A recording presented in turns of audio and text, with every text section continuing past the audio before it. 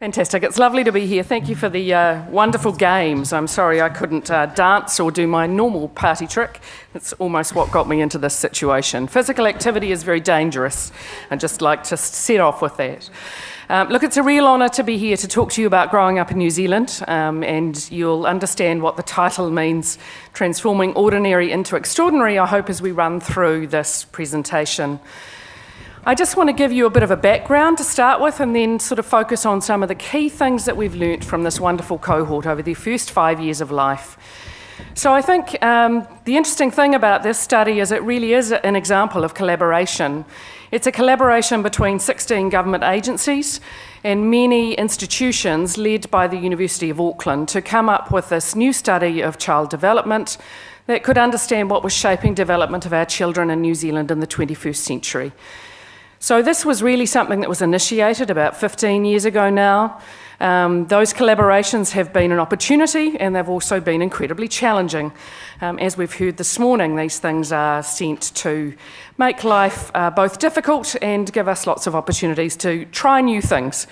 So that's what this study has been about too, and I've had the privilege of leading this study from the beginning. So I'm going to share with you some of the stories and the journeys of the nearly 7,000 children who were part of this Growing Up in New Zealand cohort. They were recruited before their birth. That was something that we set out from the beginning in the design phase. We recognised the importance of the first 1,000 days, which many of you will know about, I'm sure. The idea that really intergenerational continuity, as well as the time of conception right through to the first 2 years of life for children, is really, really important for shaping many of the journeys and trajectories of development that will happen for them over their entire life course, actually.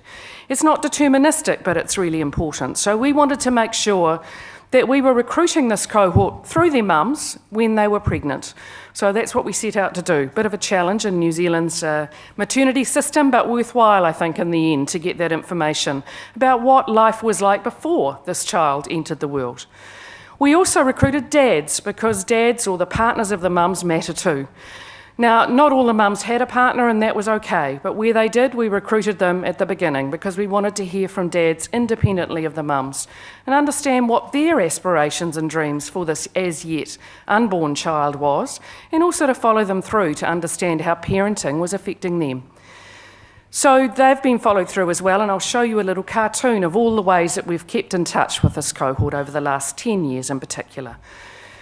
The cohort size is pretty big when we compare it, say, to the Dunedin study that I'm sure you're all familiar with in terms of many of the studies that you will have done. It's around 7 times larger, and that's deliberate because New Zealand is a very different place now than it was in the 1970s. We have a very diverse population and we have a very different environment which these children are growing up in. So the fact that we had nearly 7,000 children was designed to mean that we would have enough statistical power to be able to understand what was shaping trajectories for all of our children across Māori, Pacific, Asian and New Zealand European groups in particular. But actually we have 95 ethnicities in the study and over 85 languages spoken in the homes of these children. So this is a diverse cohort. Interestingly, when we first announced that in 2010 in Parliament, the impression from the politicians was that we had a very strange group of children. But I think all of us realise now that we are a very different country and that this future of ours looks very different to anything that we've known in generations previously. Importantly, we're interested in understanding what is shaping wellbeing right across the cohort. So what is normal development, as well as potentially what is abnormal. And one of the things that we've been able to do, and the reason that we recruited these nearly 7,000 children and their families from before birth, is so that we could actually get a representative sample of all the births in New Zealand today. So that 1 in 4 Māori, 1 in 5 Pacific, 1 in 6 Asian actually represents our future. That is our births today. It may not be our current population, but it's who we're going to be. And it's actually a bit more complicated than that, which I'll tell you about in a minute. We have managed to keep relationships going with these families over the last 10 years and kept over 97% of them engaged. Only 3% have dropped out completely. However, at each data collection wave, some complete, some don't, usually over 90%, so there's some movement in and out. People have complex lives, as I'm sure you know. Here's a little cartoon to just show you what we've done so far, and some of the things I'm just going to summarise in terms of the things that we found that have maybe surprised us, some of the things that have shocked us, some of the things that are maybe good, from really the first 5 years of this study. And you can see some little pictures there that illustrate what we've done. We did engage with the cohort 4 times over the first 1,000 days, mums and dads, as you can see, face to face, in the homes of the families. We've had lots of follow-up phone calls in the middle to try and find these families. I'll tell you how mobile they are in a minute, not mobile phones, but mobile families. In fact, those phones are going to be out of date very soon. Probably only I and a few others who are my age recognise them now. We've also done things like measured the children, which is important in a context like this, and I'll show you some of those results. But we also take biological samples from these children. We're very interested in the gene and environment and how those interact together over time and how the environment is shaping, really, the genomic potential of these children. So that's sort of just a cartoon of all the times that we've engaged with these children. We've literally just finished the ones in mauve there, the 8-year data collection wave in the field, a couple of months ago, and we'll be reporting on those things in the next 12 months. So I can't give you much information from that today, but I'm going to focus on the first 5 years. We do link to admin data that helps us to reduce the burden for the families, and it helps to give us a richness to the data set that adds to the voices of these families. Here's a bit of a kite, really, a bit of a diagram that illustrates all of the things that we're interested in. Another real example, if you like, of collaboration. The researchers who are behind this study involve all of these disciplines. We're interested in children's health and well-being in a holistic sense, but we're also interested in their family and their whānau, in their wider social environment, how they engage with their informal and formal societies, neighbourhoods, communities, as well as the children's own peer relationships, their psychosocial development, their behaviours.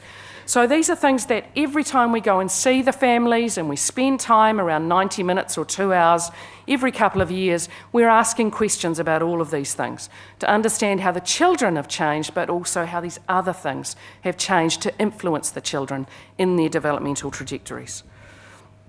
This is a really important domain, and a really important domain for a New Zealand study.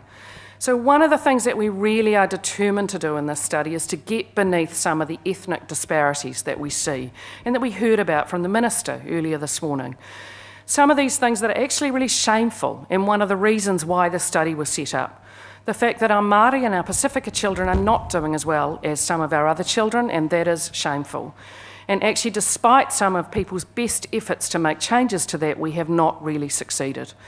So one of the things that we are really focused on in this study is to understand what it means to identify with a particular group or culture and how that changes over time as well, rather than just assuming we have a group of children who are classified in one particular ethnicity right throughout their journey. So here's just a little illustration of that. This is from one of our children when they were 4, about their culture, as she called it.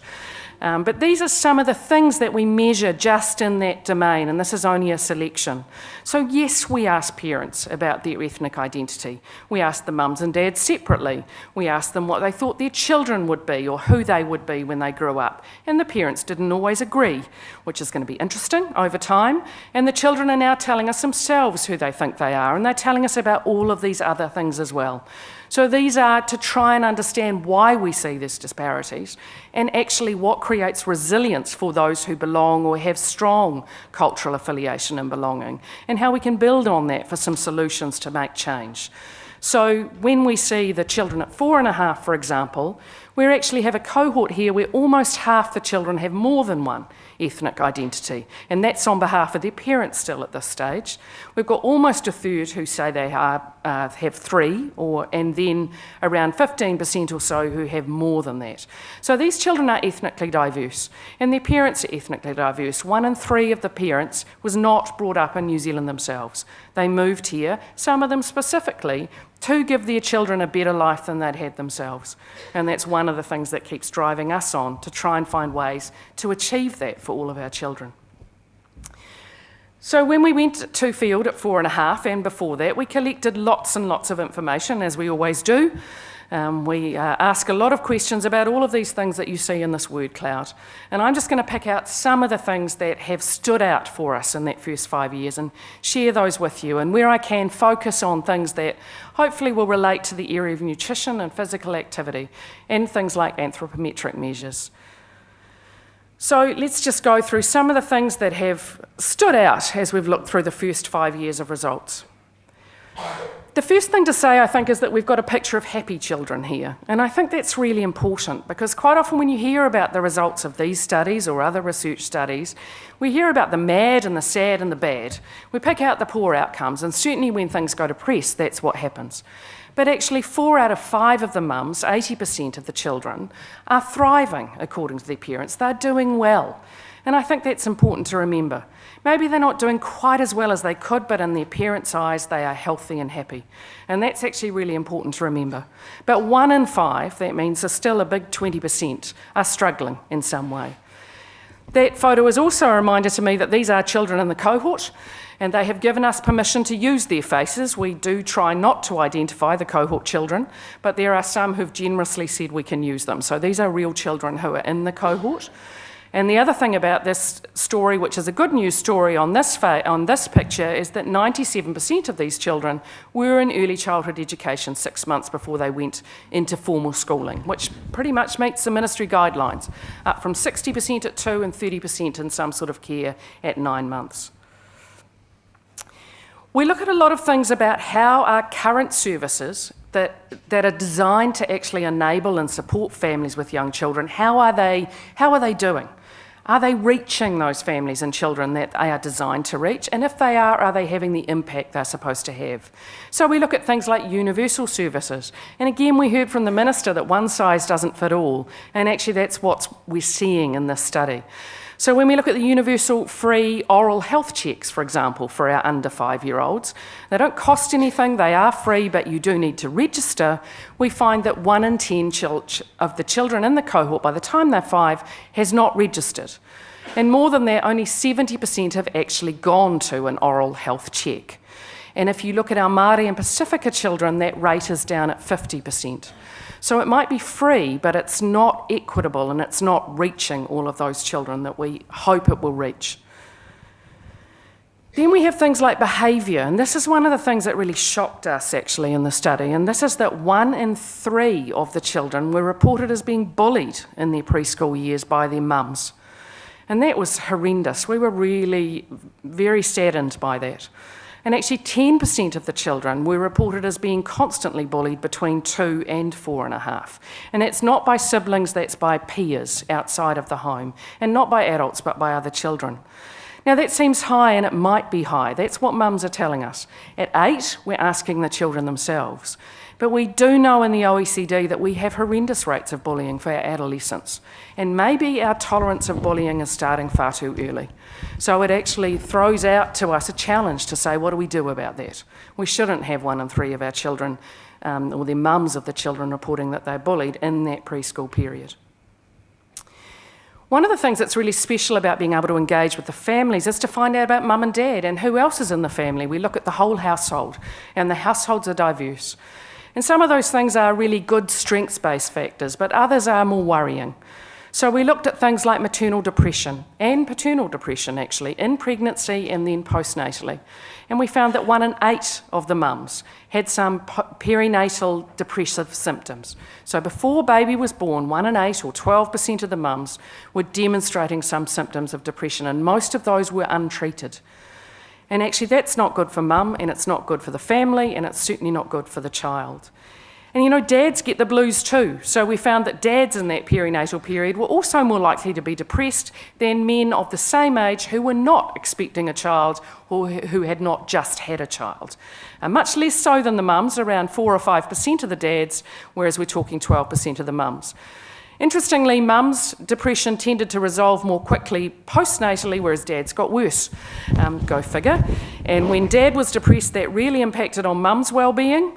If mum was depressed, that didn't seem to matter to dad, so you can figure that one out. No slur on dads, but that's just what the data said. One of the other things is looking at the household. So children don't grow up in silos any more than we should be working in silos. They grow up in a complex environment. And the most important environment that they're exposed to in their first few years of life, of course, is their family.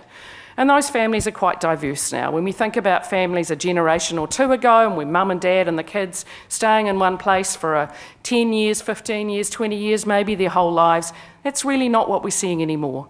1 in 4 of these children is growing up in an extended family, and 1 in 5 by the time they start school. Only 4% of these children are growing up with a solo parent, usually a mother, in the first 5 years of life. And actually, it's more common for them to be living in a flatting-like situation.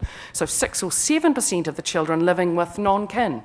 So there's a lot of people in this home who are influencing what happens for these children. If we're thinking about their nutrition, if we're thinking about their activity, other behaviours that they are learning from those people around them. It's not just mum.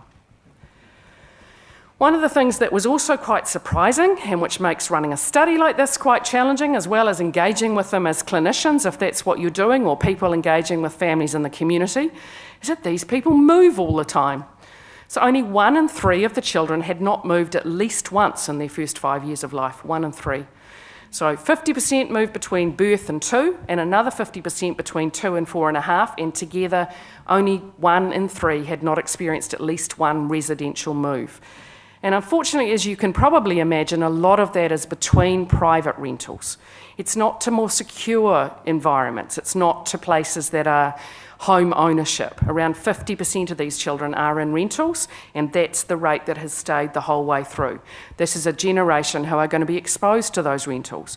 And some of the work that we've done suggests that in private rentals, these children have less safety features in those homes than they would have in either public rentals or in home ownership. So that's a problem. Things like fenced driveways, safe play areas, smoke alarms and so on. Some of that work has helped with the warrant of fitness changes that have happened for policy, but there's still more to do. Here's one that taps into this idea of really a big issue for us, and a really big issue, I'm sure, for many of you in this audience, and that is that we know we have rates of overweight and obesity in our child population that are really ranking us up there on the Olympic stage, which is not a good medal to be getting. We had 9% of our children who were measured as overweight or obese at 2, and that had risen to 14% by the time the children were 4.5. And that's with trained interviewers going out and using the Ministry of Health process to actually see how these children are doing, to measure them, and to then refer them to the WHO standards. So rates of obesity, unfortunately, increasing, and we do expect at 8 that will increase again. So that's one of the things that we look at. And as we heard again this morning, most of the problems that we're seeing for our children, unfortunately, are not equally distributed across our population. So we know that in terms of measurement, we have more of our Māori and Pacifica children who are burdened with overweight and obesity early. Now, there are lots of questions around that, like what is obesity? What does BMI mean in these groups? And these are questions that we're really interested in asking. But at the moment, what we know from some of the research that is already out there is this is likely setting these children up for issues downstream and social issues even in childhood and adolescence. So that's something we want to know how to do something about. But in order to do something about a problem, we need to understand there is a problem. And one of the things that was also interesting was asking the parents, not just measuring the children, but asking the parents whether they thought their children had a problem with their weight or whether they thought they were overweight or obese. And you can see in the far group there, the overweight group, that only 1 in 3 of the parents saw that as a problem for their children at 4.5. Most of the parents were much more interested in whether their children were happy and healthy. They weren't so interested in their weight. So no amount of a clinician like me, a paediatrician, telling parents what might work for their children is going to make any difference if they don't think there's a problem. And also if the advice I'm going to give them is something that doesn't fit with their values and their worldview, it's not going to make a difference either. And the parents have told us that. If they get advice from clinicians, they go home and it doesn't fit with what grandma or auntie or their best friends say, they won't implement it. So actually one of the things is this idea of co-design, working with families to see what matters. What about diet? Well, yes, diet is incredibly important. And we can see lots of examples of this using the information we've got from the children and the families. So here's just one example. Fizzy drinks have been in the news a lot of times now, cutting down sugar tax, cutting out fizzy drinks. And yes, there's good evidence to suggest that fizzy drinks are associated with increased rates of overweight and obesity. But it is an association and it's one thing. And actually doing one thing is probably not going to make all the difference. But there is something here about diet that makes us want to look further.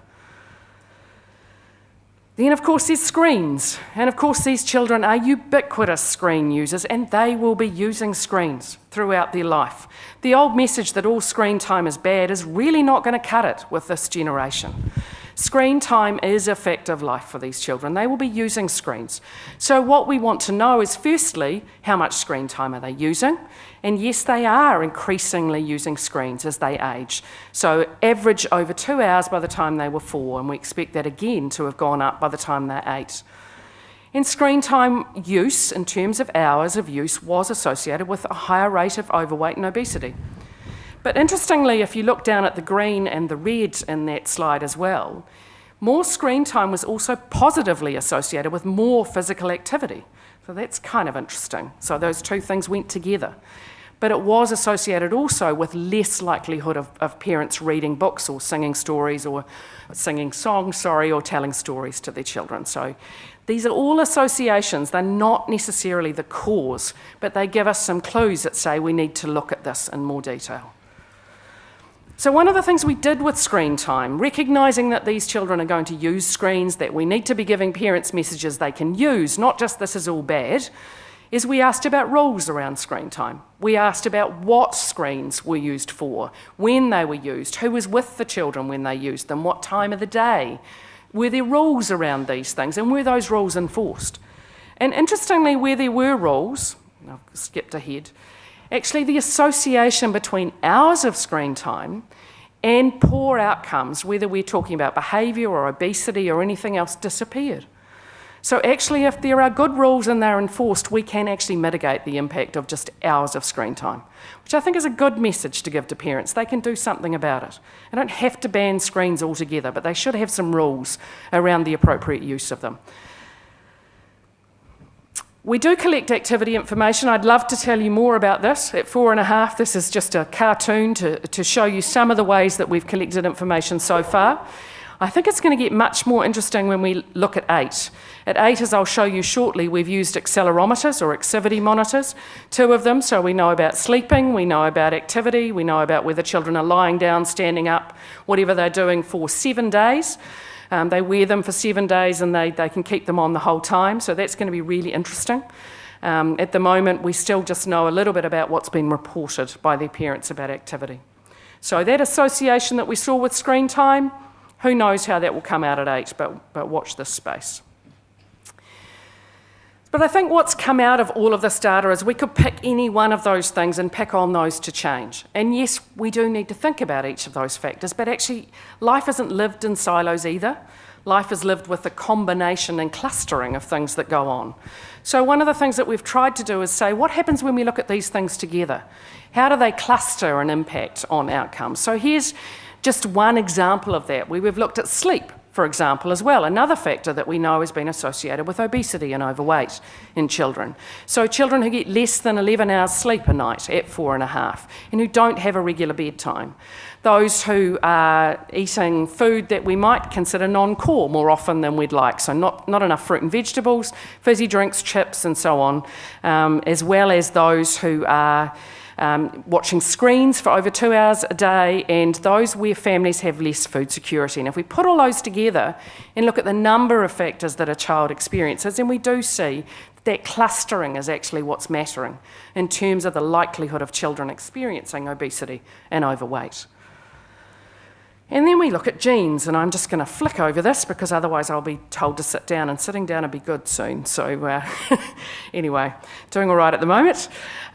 So one of the things that we are interested in is obviously that people don't seem to respond in the same way to the same environment. I mean, we know that there are genes involved in obesity and overweight. We don't necessarily understand quite how they operate very well. So that's one of the things that we've wanted to understand alongside all of these other factors.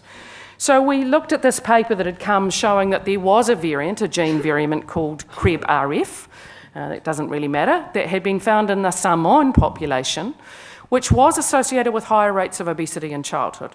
And we thought, we wonder whether it is just Samoans or whether actually it's more widespread than that, because this had only been done in a Samoan population.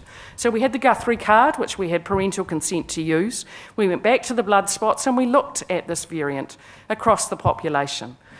And we found that actually it is a gene that is prominent right throughout the Pacific nations as well as in Māori. And when it is there, it does mean that children are more likely, exposed to the same environments, to actually become more overweight or obese in terms of the way we categorise that in their first 4.5 years of life.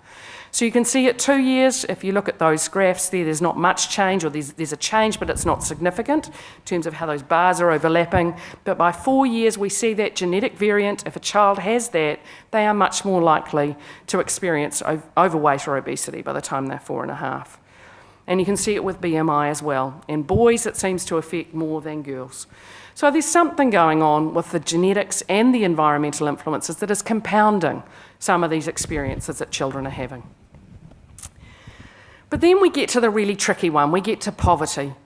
Because actually all of the things that I've talked about in terms of individual risk factors are also influenced by the environment that is around these children.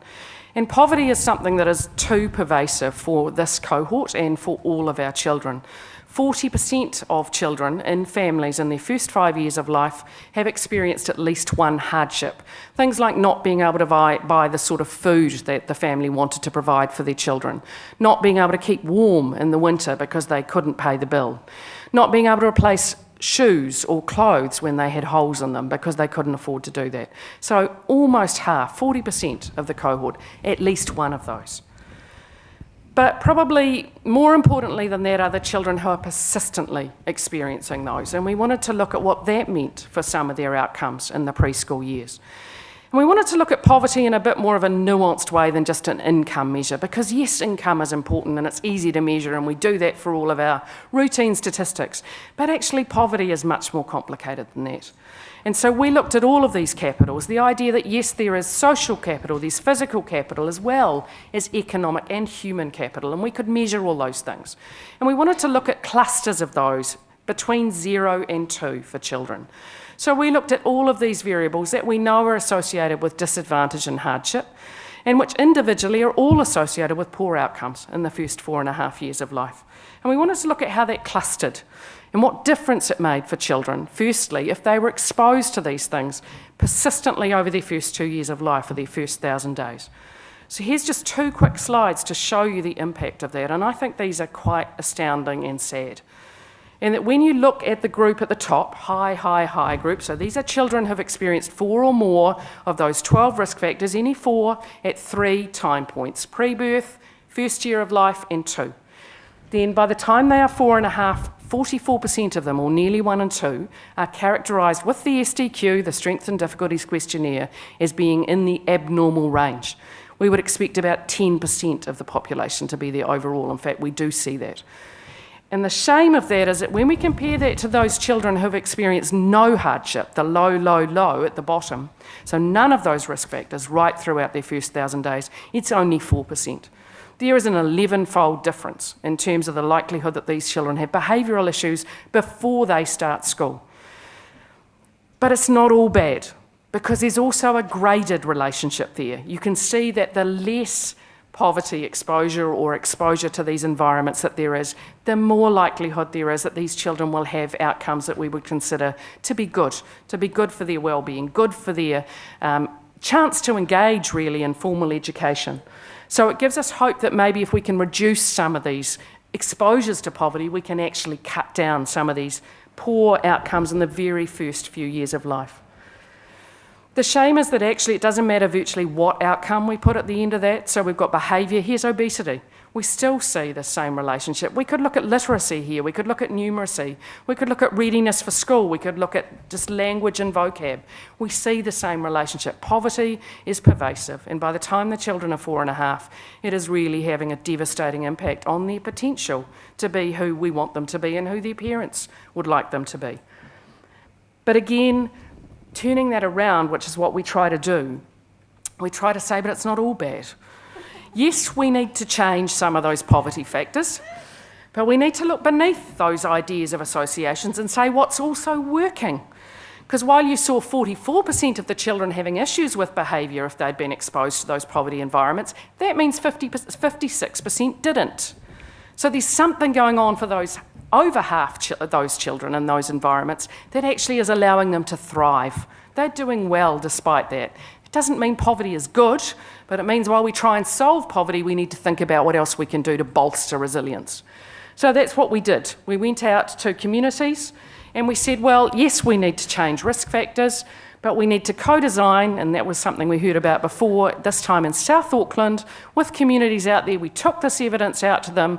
We looked not just at the poverty risk factors, but actually we looked at the 56% or the 50% or more, the 2/3 of children in the case of obesity, who were in this poverty environment, but who were doing well, according to some of the measures we used. And actually the things that set them apart were support, family support, having a supportive environment, engaging with services, or having services they thought were worthwhile engaging with is probably the better way to put it. Having spaces where they could go and support each other, talking to their children. We turned library spaces into busy, noisy spaces where young mums, where families could come and gather in South Auckland, where people that they would normally have had to go to can come to them and make things easy. So we can actually bring people to those who have the most complex lives. So we're just evaluating whether that's working. But the key thing about that is that wasn't something that I decided was going to work.